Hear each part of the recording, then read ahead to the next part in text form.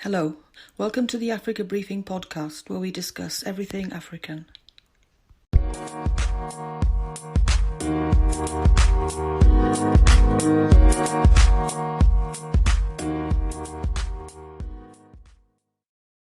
Hello and welcome.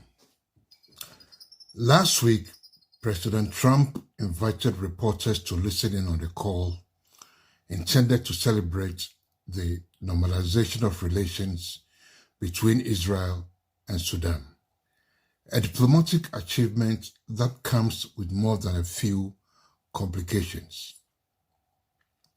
During the course of the conversation with the Sudanese and Israeli prime ministers, the President of the United States took it upon himself to casually issue a bellicose threat to Ethiopia on behalf of Egypt and its President, Abdel Fattah al-Sisi, a man Trump often refers to as his favorite dictator. Seemingly miffed by the failure of his administration's inept efforts to broker a deal on the use of Nile waters, now that Ethiopia's grand Renaissance dam has become a reality, Trump suggested Egypt will end up blowing up the dam. And I quote, "They will blow up that dam, and they have to do something. They should have stopped it long before it was started," unquote. He also reiterated that he is holding up U.S. assistance to Ethiopia to pressure its government to agree to his administration's preferred deal. The notion of casually inciting war in the strategically important Horn of Africa is sickening, to say the least. The idea that the United States can successfully bully Ethiopia into a deal is a historical nonsense, a misreading of the stakes for Addis Ababa, and an insult noted throughout the continent. But worse, the president is apparently completely oblivious to the United States' own interests. The United States doesn't provide assistance to Ethiopia out of sheer altruism.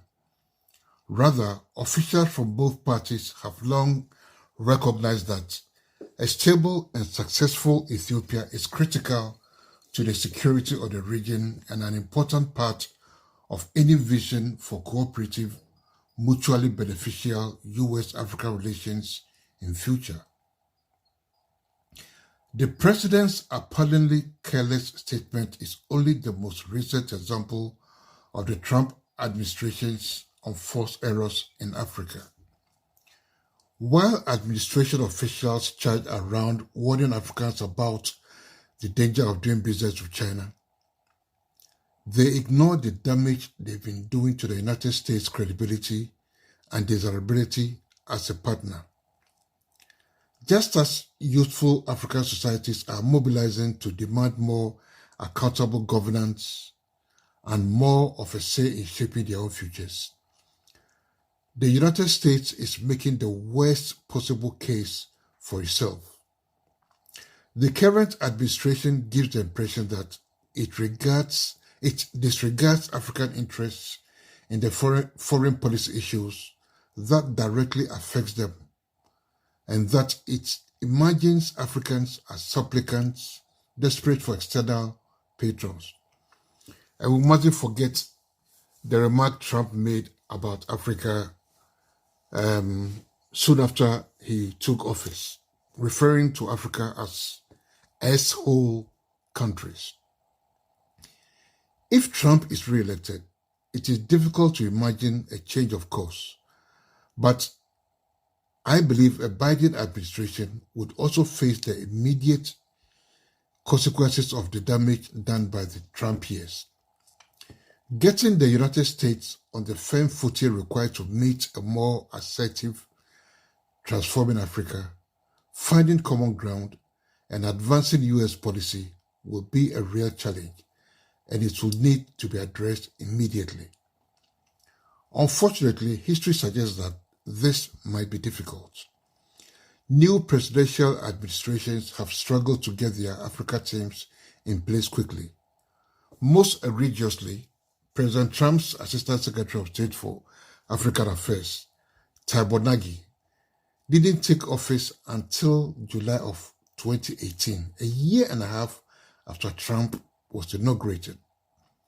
A new U.S. administration will have to move fast with a trusted and empowered team and a clear vision that rejects both business as usual and retrograde paradigms.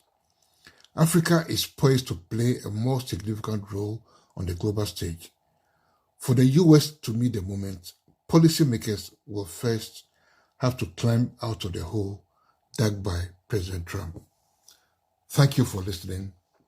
And for credible source of news, views, comments, and analysis of Africa, please visit www.africabriefing.org. Stay safe and keep hope alive.